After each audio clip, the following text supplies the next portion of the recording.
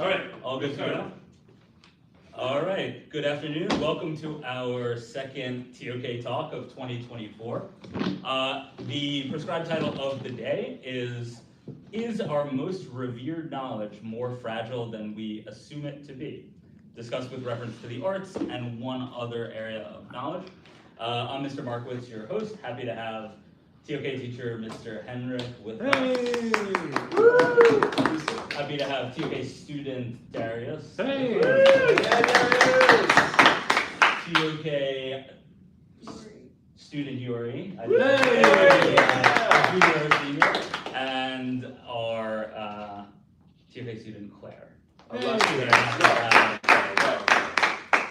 So this is an interesting PT for a couple of reasons. First thing you might notice is it's not a to what extent question, it's an is question. We still could have a spectrum of answers other than yes or no. But we have two really important adjectives in the PT that I think we need to figure out and unpack before we go too much further. So the first adjective is revered. The PT asks about revered knowledge, and then it asks whether that revered knowledge is fragile. So let's start with the panelists giving us their sense of what it means for knowledge to be revered. I think when you revere something, you have a deep sense of respect or admiration towards this idea and topic, object, anything. And it's like a kind of, I guess, you feel a sense of obligation to have a sense of respect towards it. You treat it as something that you won't throw around, I guess, necessarily without, I guess, thinking through. Okay, nice. So we got, it implies a deep respect, and it also implies an obligation, maybe to not sort of misuse it. Yeah, Perhaps. Well, I think we can work backwards from towards the definition with the word irreverent, right? Like irreverence is to hold something as not something that we normally consider revered, and sort of play with their obligation to treat them that way.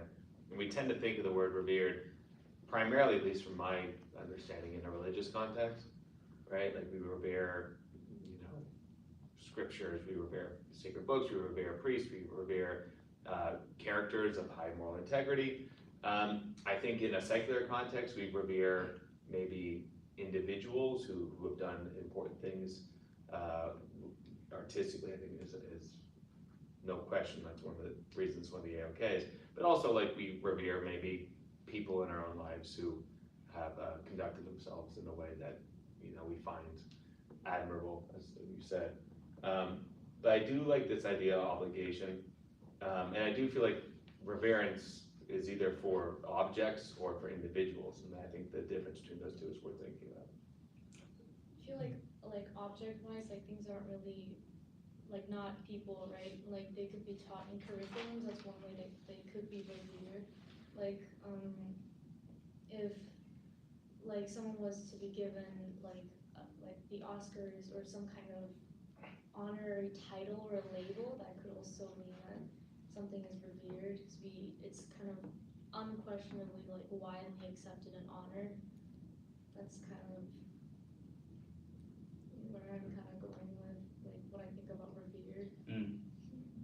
I think it's also important to stress like the social context of it. Like it's definitely communal to revere something. I mean, it's already written in the question itself when we say our most revered knowledge. I think we collectively hold a sense of reverence for sacred things. I think that's a great point. Also, that reverence definitely, even in its religious context, implies like not only worship, but like that there's some collective agreement that it's worthy of being revered.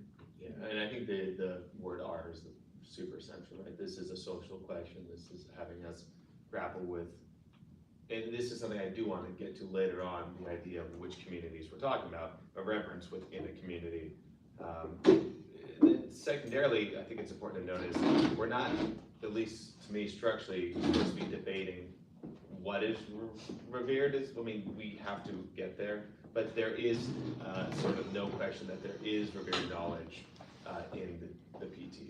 it's assuming that there's revered knowledge. The question is more about the fragility. The fragility. Yeah. Right, I guess before we move on from unpacking the word revered, does revered imply more than just a level of truth, but a level of value of the knowledge? Would we say that it implies both? That not only like just, we wouldn't revere something simply because it's true. We might revere something because it's true, but also is particularly valuable. I think it's actually more about the valuable than the truth itself. Mm. I mean, societies have revered things that just aren't true in the past, but Very hold value nonetheless. I mean, this is gonna be a bit controversial, but like some religions and stuff like aren't necessarily like proven to be true, so to speak, but they are valuable for many reasons. Yeah, and hopefully later we can hit whether the truth value relates to how fragile it is. Maybe it does, maybe it doesn't. Okay, so let's move on to what it means for knowledge to be fragile.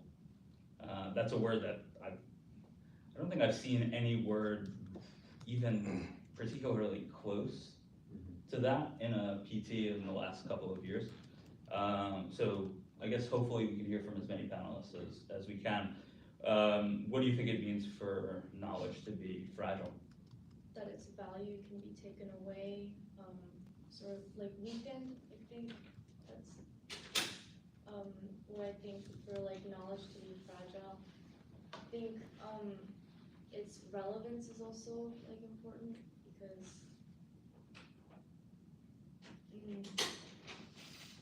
I kind of have to develop this a little more. Could jump in and follow up on that.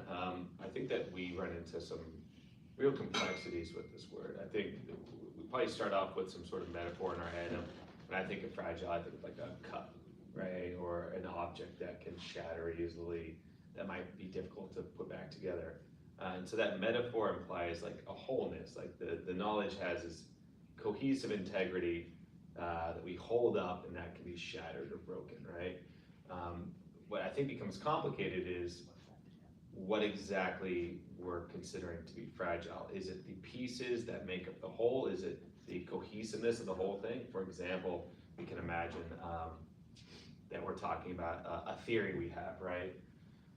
This could be saying that the theory itself is much more mutable and changeable and fragile, like it can shift and change and be broken, but the individual pieces could still be good, right? It could be reassembled into a new whole. Or it could be saying actually the whole thing is breakable, like the individual pieces themselves are just as mutable or fragile as the whole. So for you, fragility has generally a negative connotation to it? Well, interestingly, I know, but I want to put a pin in that and come back to it. Okay, yeah, I mean, for others, does fragility have a negative connotation, like it's breakable and therefore we don't want it to break, or does it have a different connotation of something more akin to flexibility, or perhaps there's knowledge that because it's incorrect or because it has lost its value should be fragile and should be replaced by something else? What are people's kind of like value judgments with the word fragile? I mean, Negative? generally I think it's negative. I feel like if you think about it in like a positive, like with a positive connotation, it could mean like it's like importance, I guess. Like if it's really important, you would kind of treat it as something fragile. Like that's, if that makes sense. But generally, I think when I first read this question, I read it with more of like a negative connotation. It's like, oh, it can easily be like proven wrong, and it won't be as relevant as it is due to whatever like circumstance that there may be. Anything more to say about just how we think of the word fragile? I guess the other thing that I would point out, one of the trickiest things about this PT is it's not only about revered knowledge and fragile knowledge, but the question is our revered knowledge more fragile than we assume it to be? So it's giving us this tough job of trying to figure out how fragile do we assume our knowledge is.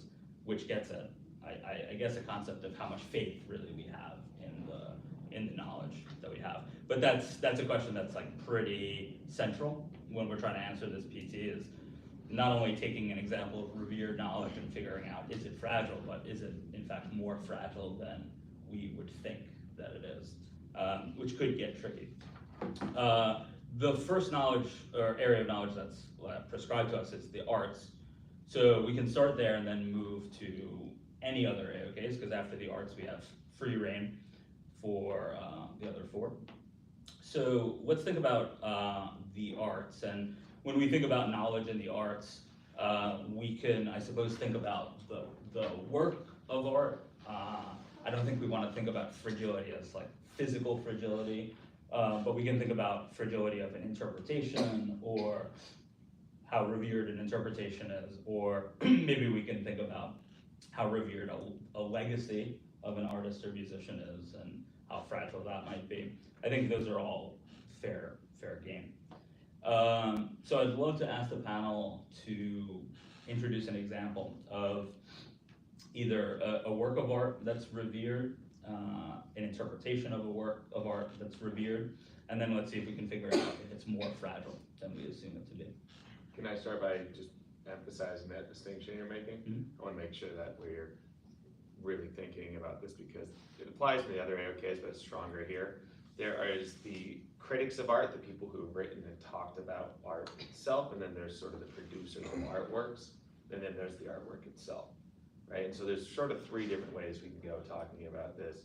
Like when we're talking about theories about art, how art works and our meaning, that's its own space. That might be a lot more, let's say, fragile than what, let's say, knowledge was produced by an individual work, or what sort of knowledge an artist as a whole did throughout their entire career. Right. So I think making that distinction in the beginning is really important. Right, so we can revere an artist, we can revere an interpretation of an artist. Yeah. Okay. Anyone have, so we have obviously free reign, whatever art people feel like introducing. It could be a work of art, it could be the legacy of an artist, it could be an interpretation, anything that we revere.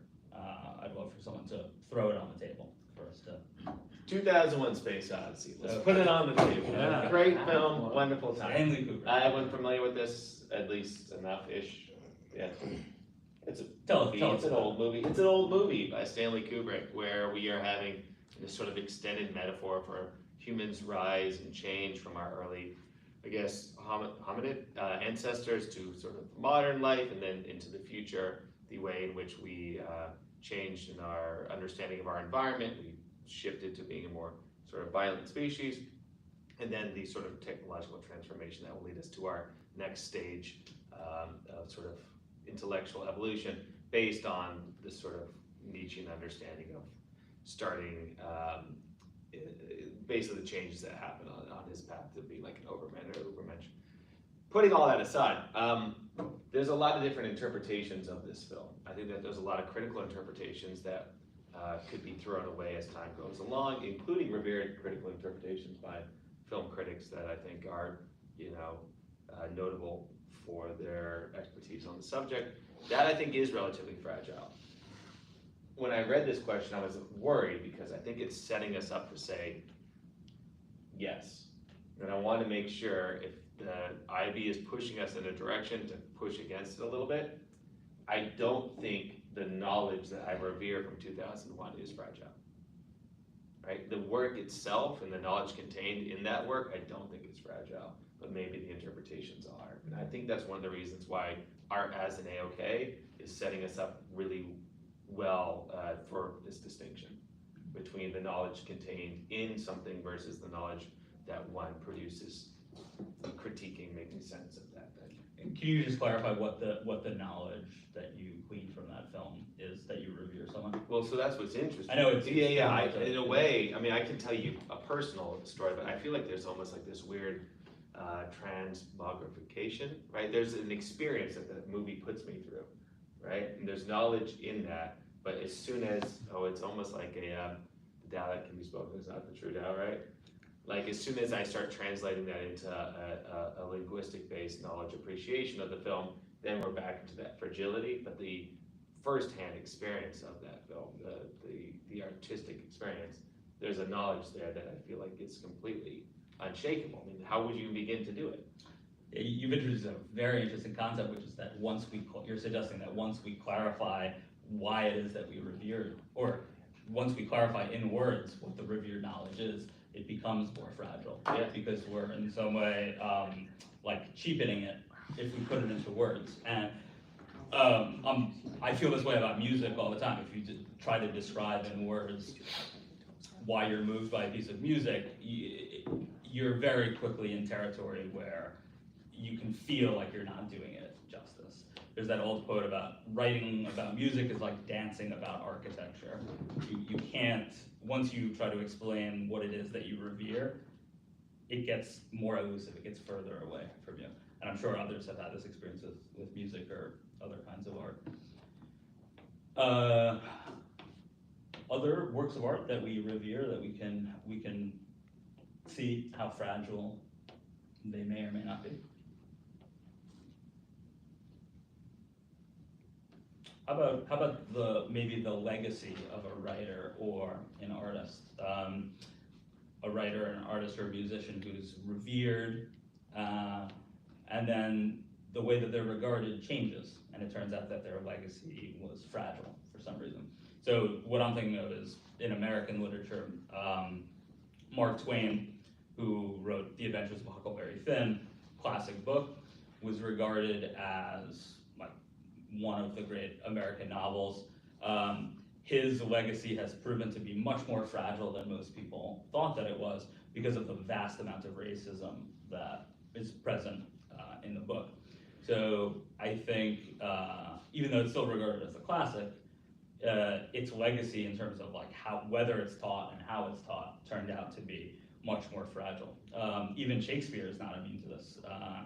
Obviously, it's hard to find a writer that's as revered as William Shakespeare, but people will read his plays and find classism or racism or homophobia, and then all of a sudden the legacy of Shakespeare is fragile. I think a historical figure that could be viewed, his legacy as fragile was, growing up in America, you're taught about Christopher Columbus, and you're taught about how he discovered the Americas. And I guess kind of recent years, we've been gone from Christopher Columbus Day to Indigenous Peoples Day, and you learn more, I guess, when you're in, primary school or elementary school, you're just said, oh, he goes here, he discovers these lands, and he's a great person. But then as you move on, it's like people on his crew, it's like someone else, I forgot his name, I can't remember, but he actually spotted the land first, and because it was like whoever saw the land first would be rewarded with riches. Christopher Columbus then claimed he saw the land, and the person, he was doing it for his family, and he actually hung himself because he couldn't provide for his family. And it's like Christopher Columbus, we're thinking of him as like, I guess, he's a great person, now he's a horrible person. I guess the day, even, I guess, we used to celebrate Christopher Columbus Day now becomes Indigenous Peoples Day. We're no longer talking about or focusing on him, but we're talking about the Native American tribes that were in America. Yeah, that's a great example for history, absolutely. I mean, Columbus was revered enough to get his own holiday, revered enough to have been given credit, false credit, for discovering America. And his legacy turned out to be much more fragile than most people would have expected, including me when I was growing up and it was still known as Columbus Day. And we've revisited his legacy, and now we've honored Indigenous people in his place. But this reminds me of something Mr. Hendrick pointed out, where different communities of people will see things like this differently. There's a strong movement of Italian Americans who are very displeased that Columbus no longer is as revered as he used to be.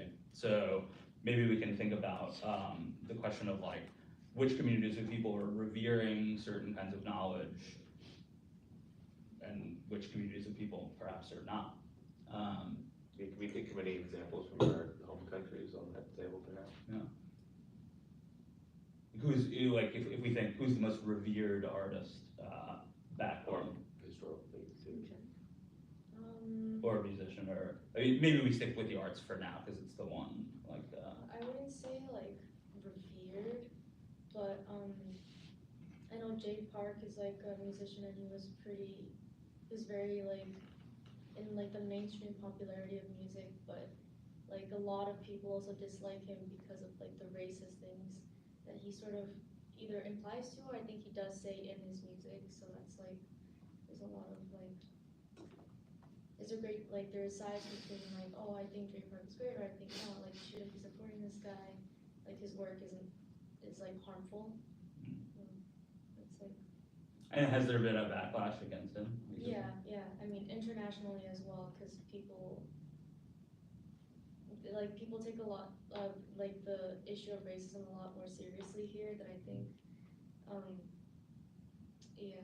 So. And now if we take that example and just like pin down the part of the question that says, was his legacy, or is his legacy more fragile than we assume it to be? I guess we could ask, were people surprised that there was a backlash when he turned out to be racist? Like, did people assume that his legacy was like ironclad and couldn't be threatened? I don't know too much about this person because I don't listen to him. I just know that he was someone who had like was saying harmful stuff in his music. So I can't say for sure how like people took this like information, but okay. Is it okay if I change this then? How about like I think there was a case recently of I think his name was Tate, but he got into this great controversy because something was found that like some like case relating to like pedophilia or something, I think. He obviously people were shocked. I don't know, like obviously no one would like support him, so his I guess legacy was kind of proven to be a lot more fragile because it's like if you look at other cases where similar things happen where it's like but the offense that was made wasn't even as serious, like the cancel culture is pretty like severe. So I feel like even though the knowledge or like what they're producing itself may not be like fragile, I feel like it's like the whole like their reputation, their relevance, like it's also has a big impact on like whether I didn't really prepare this. No, it's fine, because I think there's like there's like seems like there's a theme emerging when it comes to the arts, which is that like when a revered artist or something revered about an artist is fragile, it seems to be in the examples that we've talked about so far because of some ethical lapse that's either discovered later, or I think every example we've talked about so far, it's the thing that causes the fragility is an ethical lapse on the part of the person who was the creator of the art. Is that am I hearing what people are saying? And, yeah. I mean, there's an example that I know, do you guys know like the Lolita book by Vladimir Nabokov? Sure do. And that was kind of like, there's like two like big sides where it's like, oh, it's like a great book because it explores thoughts and feelings of people who are capable of monstrous acts, and like the things that he sort of talks about in this book, but then there's also the controversy of like the political impact as well as people who claim that the authors like it's taboo. Spoiler. Mm. Who are you? You got something to say? Yeah, I do. Kind of going back to what you were saying about like how there was like usually Nolan art tends to be fragile because the artist's legacy is kind of like shattered by some ethical problem. I think it can be even less than that. I mean, things kind of phase in and out of relevance generally, especially in arts. I mean, if we consider art to also be kind of like inclusive of like modern trends, you'll see that like there's always things like shifting in and out of relevance based on the context of those times, like politically, socially, economically. especially stuff like recession music, for example. Recession music is basically just like, I mean, club music, sort of, and it doesn't have much meaning. It's just something to like lift you up. But then once, and this is, you know, recession music because people are like sad during recessions because there's no money. But once these countries are kind of like lifted out of recessions, this music tends to fade out of relevance and hence much less revered. I've also noticed like a comeback in recession music and recession pop, particularly like recently when people thought when like the economic situation started getting worse, also like COVID too. So yeah, it's like So sad.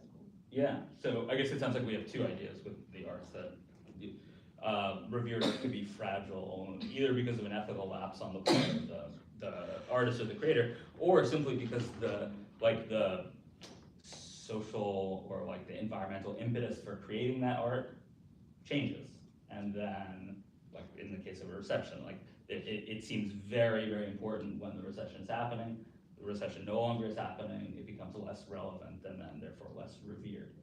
Well, I think that there's some real brilliance in this, right? Like the idea is, maybe we were going about this the wrong way, talking about the fragility of knowledge. Well, we kind of talking about the fragility of reverence, right? And what we're pointing to here is, in a historical scale, reverence is absolutely fragile. I mean, things that we assume are going to last forever and be the most important things, legacy-wise, absolutely change. I mean, a book that comes to mind, Tristan Shandy. Tristram Shandy. Yeah, right. Like this book was like one of the most like iconic books. Everyone was reading it. It was just like Schopenhauer's favorite book. Like, if you were a vaguely educated person, you knew this book. I would be surprised if anyone under the age of 30 in this room has any idea what I'm talking about. Right? Now, we can think of anything that's relevant to us today. I mean, Christopher Columbus, we're going to assume is going to be someone that we're going to be still learning about. But I mean, zoom forward 5,000 years. Is the average person necessarily going to know it, or is it going to be a Wikipedia page that you go to and go, ooh, fun, right? So maybe the reverence part is much more fragile on the temporal scale. Is the knowledge fragile of a legacy? Well, that seems like, you know, when it fades into history, it's still solid. It's not going to be broken up.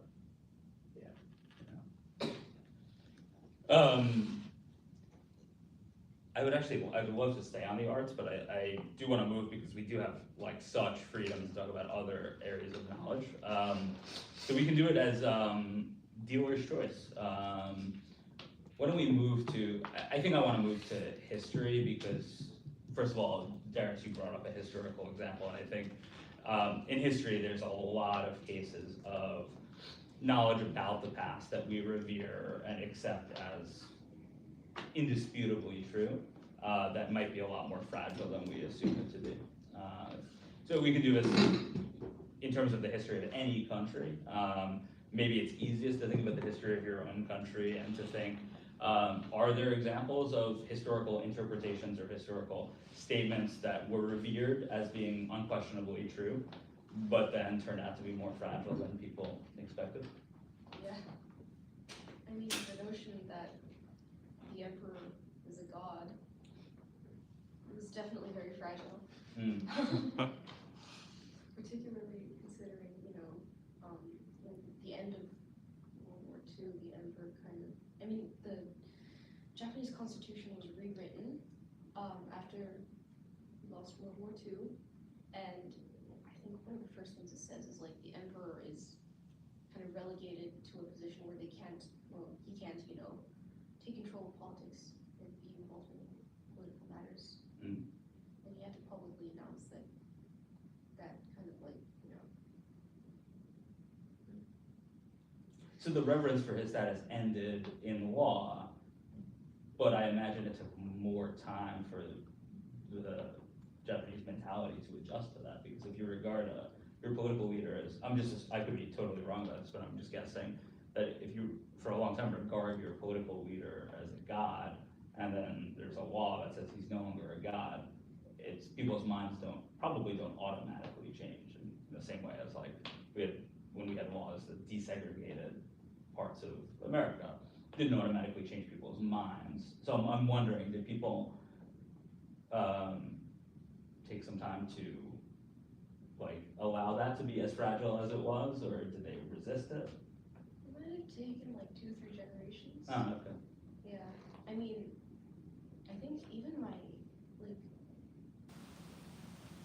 grandparents' generation right now are kind of like, you know, kind of have like remnants of that like old Japanese mentality of like emperor is God. But at the end of the day, I mean, when we look at like, I think it lasted throughout like the first couple decades after World War II. But like at the end of the day, once again, like I think there was an economic bubble around the 80s, and that like kind of popped in the 90s, and then Japan's economy has been kind of on like a slow downward slope since then. I think especially from there, people kind of just like, you know, really stopped seeing the emperor as a god truly, because I mean, aside from like losing the war and everything, like if just your immediate surroundings are definitely not indicative of that. So. And I would imagine that in terms of the part of the question that asks about how fragile we assume it to be, I assume that that was much more fragile than people assumed, because I mean, just the notion of like that level of reverence, when you worship something in that way, you're probably thinking that it's as solid as it possibly can be. And it's like, in order to work, almost a precondition of worshiping is that you believe that it's not fragile. It seems like there's a split here, and that to answer this question, you have to inherently get into politics, right? Like when you look at it, if you are a nationalist, then you are far more likely to look at revered knowledge as being almost certainly true, or at least majority true. If you are someone who's like a more progressive, I don't want to say anti-nationalist because that's a little too extreme. I mean, the whole notion of progressive education basically is if you hear something that is a revered historical truth about your country, you're supposed to go, is it though? Is that actually what happened? Yeah, you just have to be careful where the pendulum is swinging though. Yeah. You know, because obviously we have revered knowledge about events that have happened in the past, that when people get nihilistic and question that these events like genocides have happened, there's a lot of danger in that. And of course, like in the US, you mentioned Columbus, which is a great example. Of course, we have like revered knowledge about who our founding fathers were, that they were treated as almost barely short of gods, and then of course, we revisited their legacy as slaveholders. Can I jump off what you were saying though? I think that's a good point. Do we revere our knowledge about a genocide? I don't think we revere that knowledge. I think we revere the actions of countries and persons, right? And so that's, I think, like the progressive critique that comes up. It's like, no one, I mean, of course people question genocides,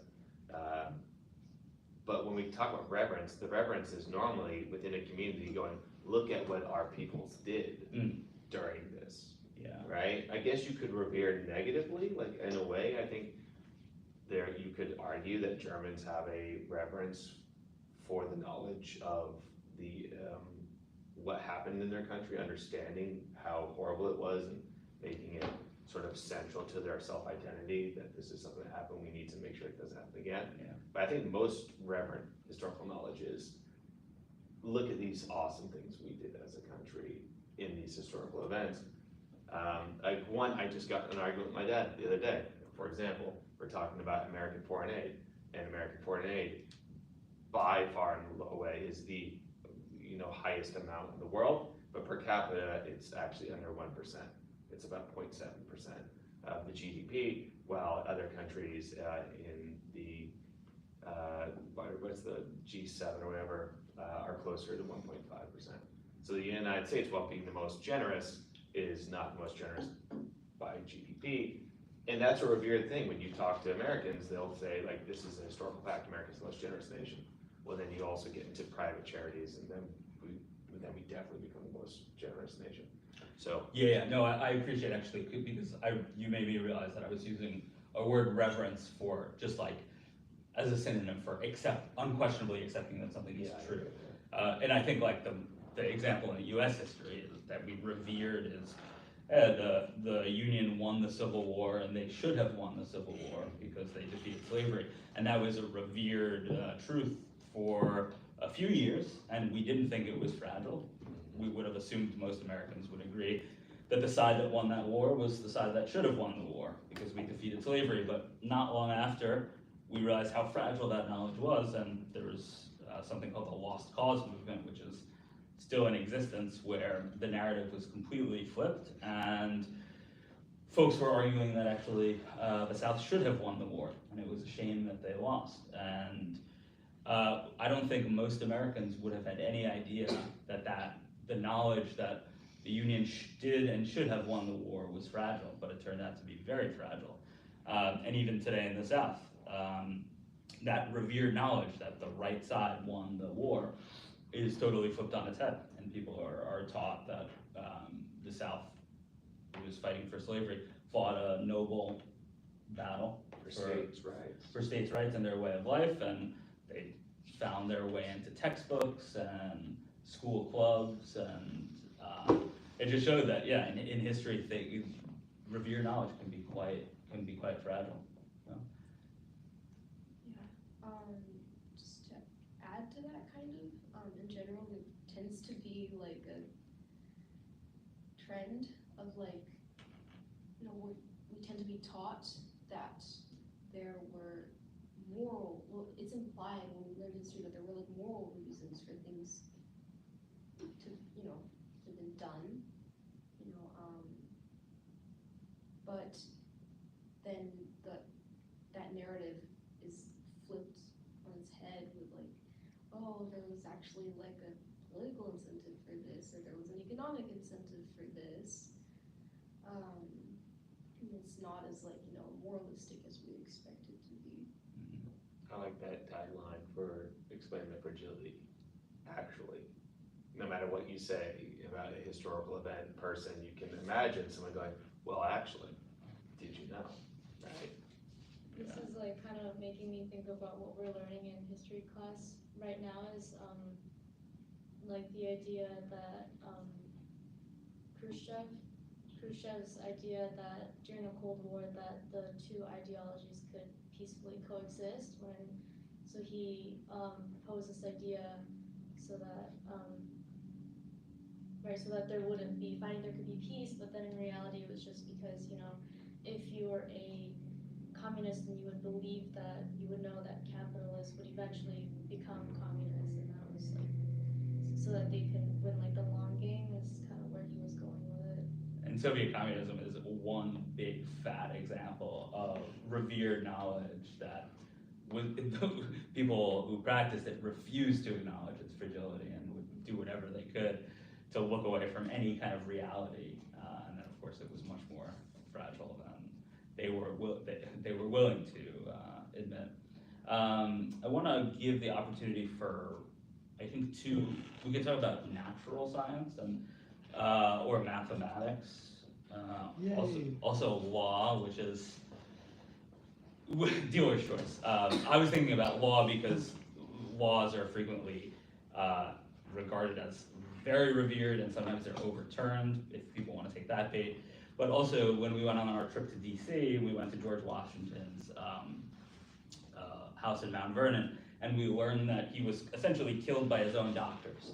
And he was killed because he had, I forget the disease, but his doctors correctly identified that the disease was in his blood, and they used the revered therapy at the time, which was bloodletting. And this was not like a fringe thing at the time. This was the President of the United States, who obviously employed the best doctors at the time, and so they slowly but surely let the blood out of his body and therefore killed him. And at the time, they thought this was like the dominant, medical treatment. They thought it was a good idea.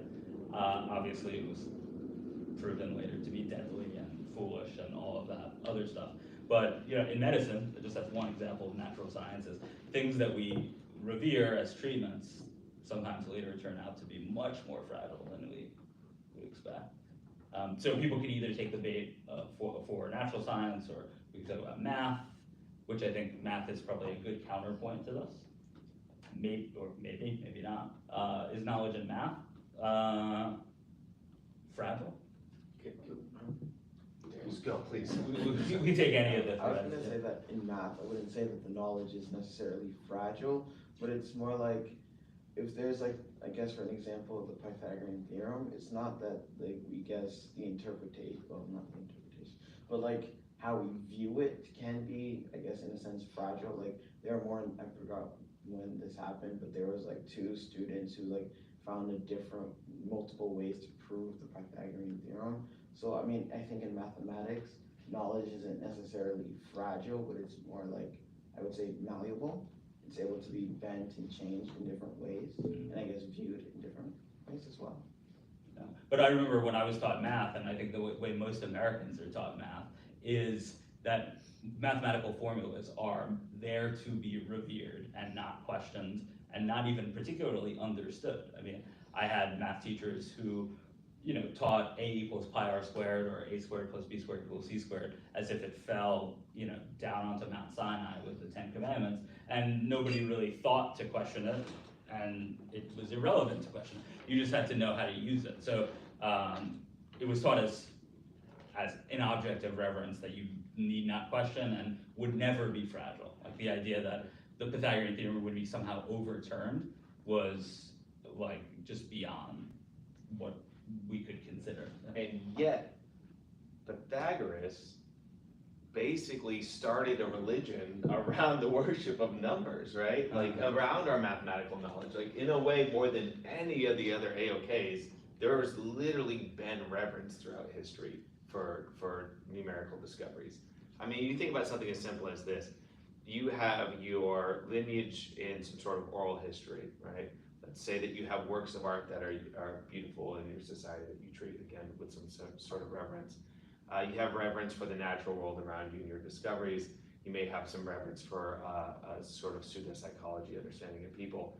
And yet some weird people are able to erect a structure using some sort of weird numbers that they kind of gather through measuring things and understanding relations that stands up until you have pyramidal structures, right? You have structures that without some basic understanding of mathematics, you would never really be able to even begin building. Like you have a concreteness and a fragility that is literally testable, right? Like the stronger mathematical knowledge is, the less fragile the very buildings that you build your objects out of are, right? Yes, Yeah, I guess that sounds like just math, like its own definition is supposed to be revered.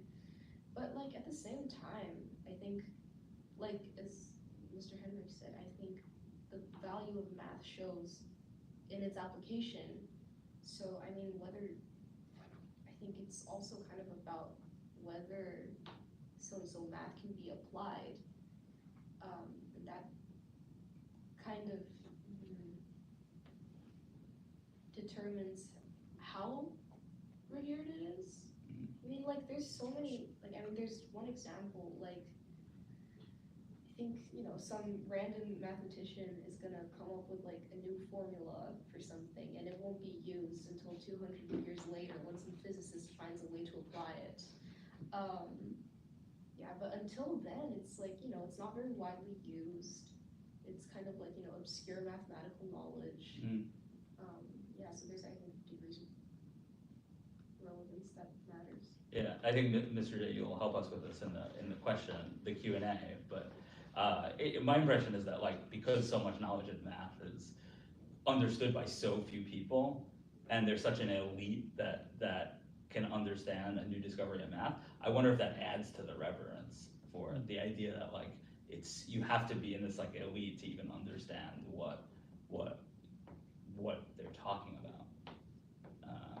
Actually, I can build off that in a concrete way. I think that we've lost a lot of our reverence for math because so much of it is not understandable for the average person. Mhm. And because it just seems to be happening out there, right? Like you get into, let's say, a new car, and that new car is the most aerodynamically efficient vehicle that's ever been designed in history, right? Based on incredibly smart people using applied math and physics to be able to design these materials to be more efficient.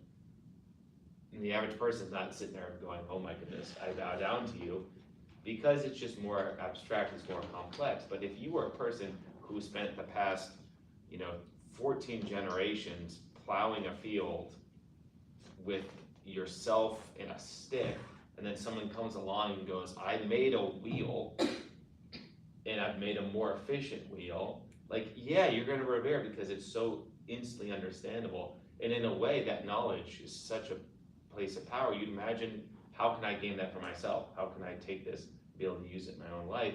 If I said to you that same knowledge of mathematics required to build an aerodynamically efficient vehicle, you're like, okay, that's such a specific and narrow bit of mathematical knowledge. I probably won't be able to apply this in my life in any way unless I'm designing my own vehicle, right? So I see we're running short on time. There are many actually other examples, but I think the way that I want to close before we do the Q&A is, since mostly we've come to the sort of conclusion that most knowledge is fragile, I just want to ask about the implications of that. If it's true, as it seems to be, that most knowledge is fragile in some way or another, should that have an effect on how willing we are to revere knowledge? If it turns out that knowledge is quite fragile, should we maybe think more carefully before we move in and revere knowledge? Could that be a practical implication of this? I think that if you choose to revere a certain piece of knowledge, you could, I guess, like if you revere I guess, a mathematical formula and you decide to dedicate time and effort to it, you could, I guess, discover new, I guess, in technologies and or inventions. But like, I'm not saying that if you don't actually revere it, you're not able to do these things, but maybe not as quickly because you don't have a sense of obligation to understand why this thing is so important to you. But I think that when we're thinking about if we should revere knowledge because it can be so fragile, I think we should choose to revere knowledge that has an impact on ourselves. I think, like, if we decide that history is something that is important to us, we should maybe look at history from a deeper perspective. We should say this history is interesting. This is all I guess informative. But are these people, not only is this helpful to me as, I guess, a person living, but are these people actually doing something that would matter to us, I guess? I think kind of the same thing, like, especially like with history, I mean, like people, when they find like an ethical problem with something, and then, it doesn't actually really change the value of the knowledge so much as it just changes the perspective from which we see it. Like, I mean, it's important to know about genocide, and it's important to know about horrible things that have happened in history, but it's not the same as revering it like morally. It's the perspective that changes rather than like how much we value it necessarily. Yeah, and I think if we had more time, we could delve into like reverence as a virtue in itself, and what role that plays and why it might be important or necessary to revere things. But I think, yeah, reverence applies.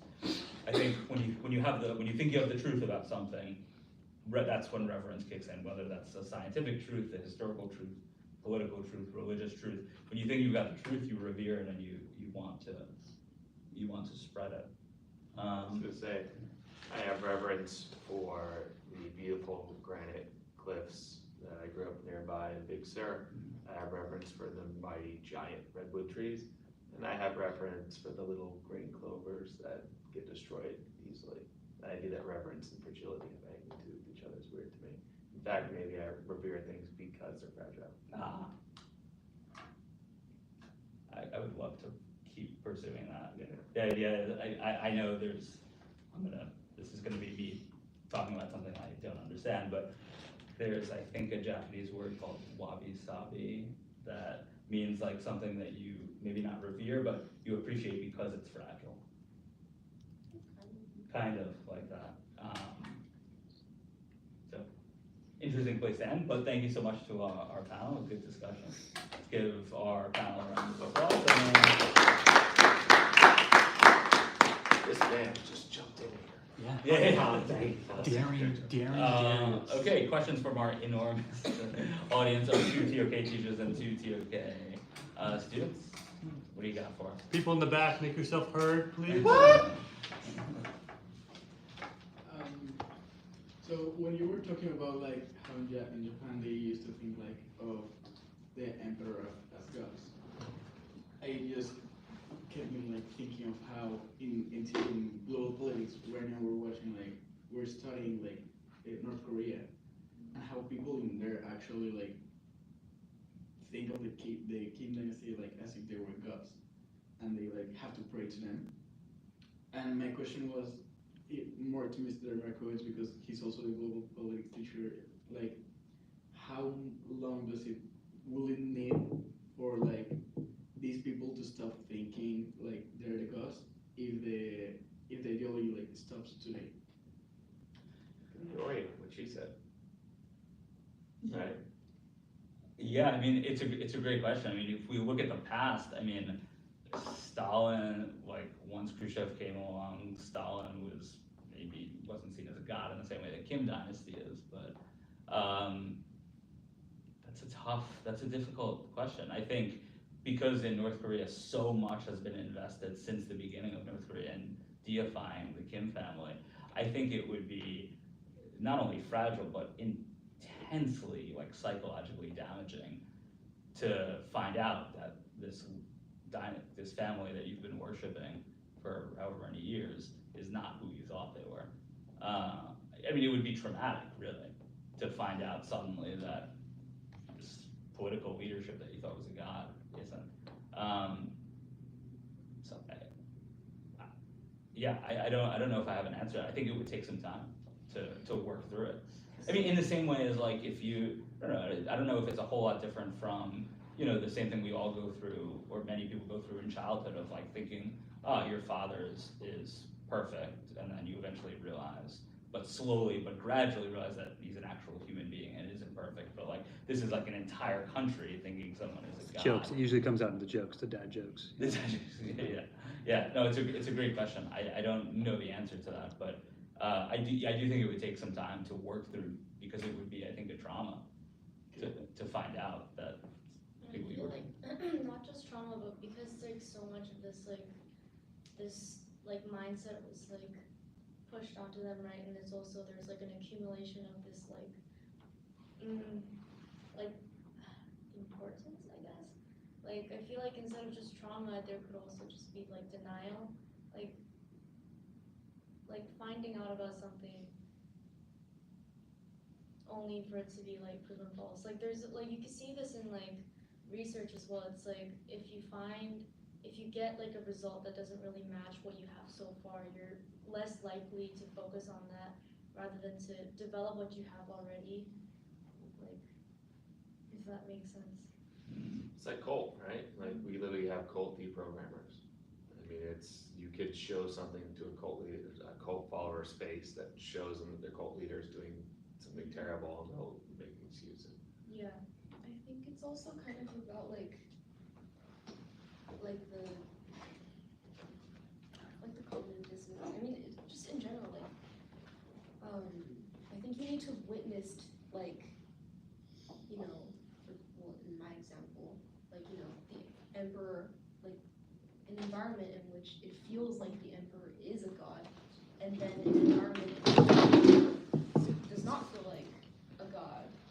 I think the reason why people, I mean, even like 2 generations before mine, don't really perceive the emperor as a god is because like their immediate surroundings didn't indicate so. Like they woke up one day when they were 4, and then they saw that the environment around them wasn't consistent with this belief that the emperor is a god. Mm. And so they didn't have to face the trauma of like this like shift in ideal. That's a really good distinction with North Korea, where the physical environment is designed in a way to Yeah. remind you every step you take that the Kim dynasty is, let's see, a holy trinity of sorts. That I think like in knowledge you have to like I did like for the past PTs we saw like what's the difference between truth and facts like in knowledge. So in here like the truth is different for everybody and everyone, including all of us, have a different definition of what truth is. For like the most minimum difference, we all think something different about what truth is. So when if like North Korean people just find out today like, oh, what's the reality? Some will have another truth than others, and they will accept, and they will like, that's when the denial enters, and that's when they say like, that's not true in my knowledge, like that I had and what I grew up and what they teach me in school, it's still the same, and they're just lying because they're jealous. So like, my question here is like, even if it's like the fact, how can this truth, like the personal truth, be affected by like I don't know how to paraphrase it, but like this knowledge is always going to be biased. I don't know if like what you're like not getting what I'm saying. Like it's always biased on your personal truth. Right. So this knowledge is always going to be like, even if it's fragile, like you're never going to be able to accept it. Right, and I think most North Koreans have a fairly uniform idea of, I don't know for sure, but I think they have a fairly uniform idea of what the truth is as it relates to like the godlike status of Kim Jong-un or Kim Jong-il or Kim Il-sung. I'm still interested in the question of how long it would take them to get over the fact if it were suddenly revealed, if the regime changed and it was suddenly revealed that what they had been told in their propaganda for decades and decades and decades turned out to be just not true. I think it Like would take Kim Jong-un didn't invent the hamburger and didn't invent a cure for AIDS and all of the other propaganda. I think it takes generations. Yeah. Like, because if you're throughout your whole life, you've been told like about something, you know, the propaganda every day, and even like my example is like Soviet Union and everything, and obviously it's like two, and like I cannot compare those two like countries and situations and everything because like different level, but still in my culture, like I feel like the new generations, they're more like, oh, there was what was happening that moment, it was really bad and everything, but more like old people, they miss this time, they feel like it was right just because like they grew up on like what they taught them in school, what like they've been telling them throughout their whole life. So I feel like if this like regime is gonna stop, the people who are like, okay, at least like 30 right now, they wouldn't stop thinking that it's like, oh, yeah. And Yuri mentioned like the idea of cognitive dissonance, where I would imagine like, well, I guess my first question is there nostalgia for the Soviet Union in Ukraine right now? No, Ukraine, Russia. Russia, of course, yeah. But I mean, in a lot of like post-Soviet states, there is like surprisingly to me nostalgia for the Soviet Union, which must be a weird kind of two things to hold in your mind at once. But even in Ukraine, you can find like, again, like old people, you know, like at least like, I don't know, I met a few, even like during the war, maybe like 8 years old or something.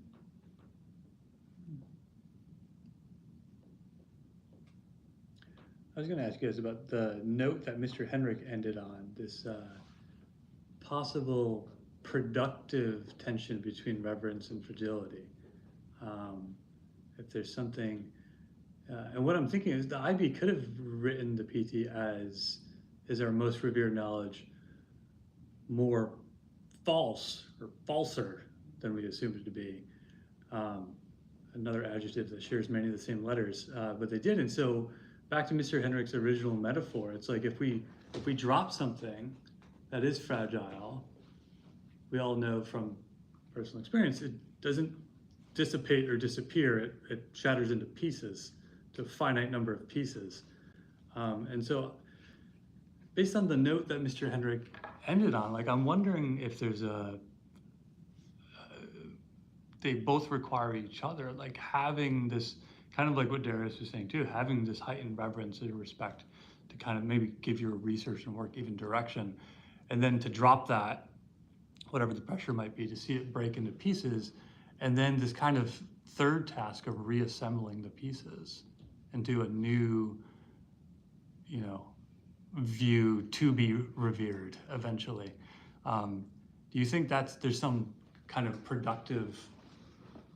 I'm thinking, so, like it might not correlate exactly to what you said, but, now that I'm thinking about the whole idea of like, oh, if I drop something fragile and it breaks, you know, but I can also put that back together and create a new type of knowledge, I guess, like produce something out of that. Is that kind of what you were saying? Yeah. So Disney, if you go on Disney Plus and you go look at their something symphony, like older works, which has racist depictions, instead of taking it off their website, instead they added something to the beginning where it's like, it's sort of like a trigger warning, but it's like, hey, like this like film does have like these harmful ideas and messages, but we're deciding to keep this so that we can learn from our mistakes and sort of move past that. So that becomes like I guess a new, like a product from like the fragility of the knowledge, you know, after people were like, oh, like racism is bad, you know. And I could see that behavior being highly revered too. Right? So a certain subset of people saying, wow, I respect that. They're honest and transparent, and they're not trying to undo and still kind of preserve the history of what they.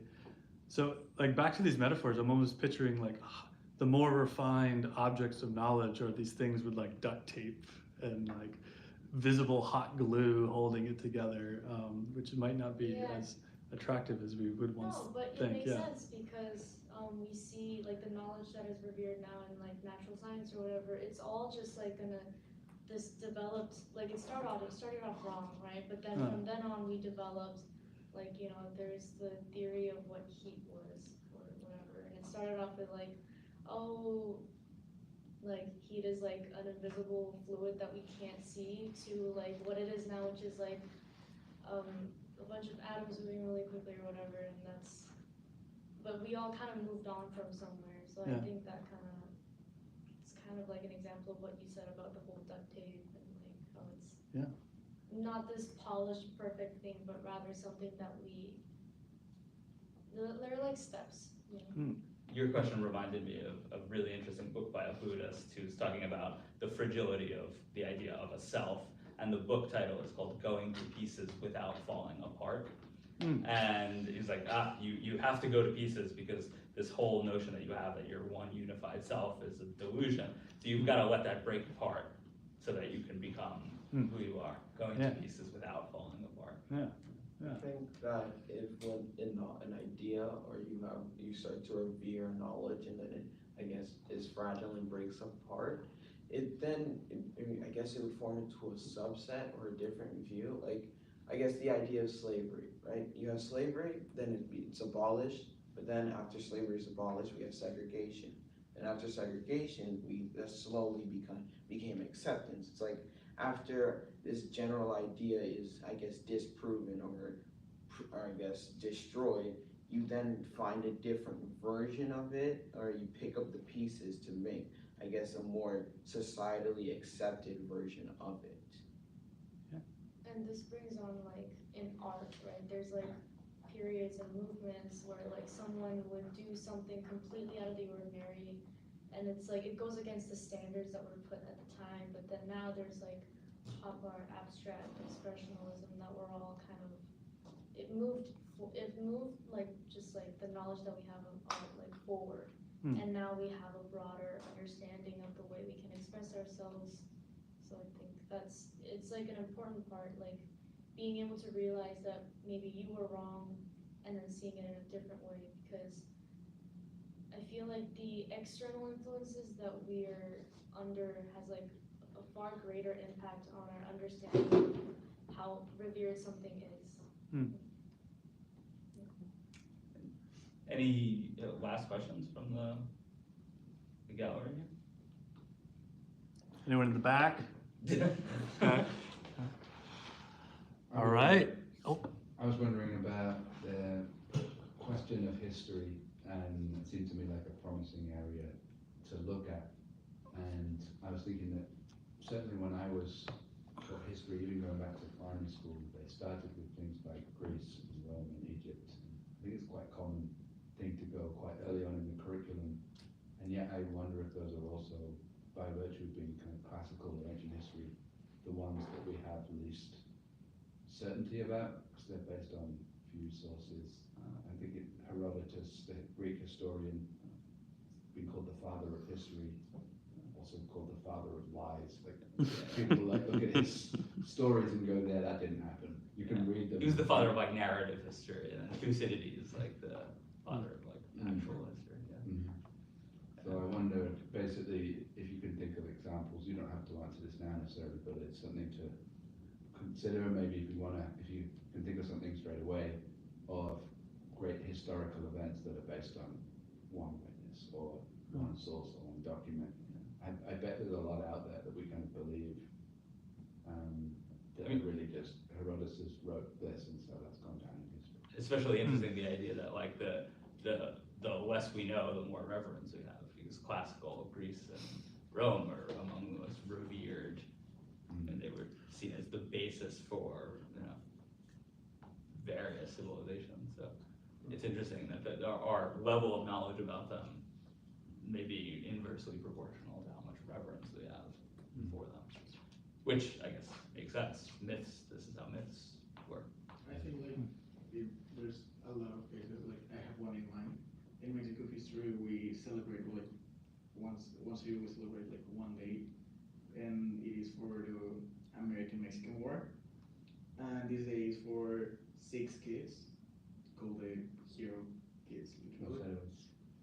And it is because there's one castle in Mexico City that's where the military like used to have like its base. And when the Americans arrived to Mexico City and they were gonna take the capital, these kids were like just studying, like not studying, they were like preparing to be, like they were like 16, 17 years old, and they weren't allowed to be in war. But when all the Americans arrived to the castle, one of them, they said like, he grabbed the Mexican flag and he jumped from the ceiling of the castle all for the country, and he died for the country. And like there's a lot, like a huge myth about it. And this kid is named like Juan Escutia, and the only witness about it was Juan Escutia's one of his best friends. And he said like he died for our country. And then like 50 years later, there's some people saying like, no, I saw it. The castle was on fire, and he fell down, and he tried to cover himself with a flag, but he didn't. He didn't die for the country. So like, yeah, there's a lot of cases like this, and we can find millions more. But until today, that's something that we celebrate in Mexico, and we call like there's a status for these kids. And if you go to the castle now, there's like a place, there's paintings like Diego Rivera, Frida Kahlo, like all of them like made paintings for them, and they're like the heroes because they took out the Americans out of the capital, but it's just like lies probably. Yeah. I think that Mr. Henrik mentioned nationalism as a source of kind of likely reverence as opposed to a more progressive view of history, which has to criticize a lot of the stories. That's great. All right. So we thank the panelists again. Thank you. All right. Done. Thank you guys. That was awesome.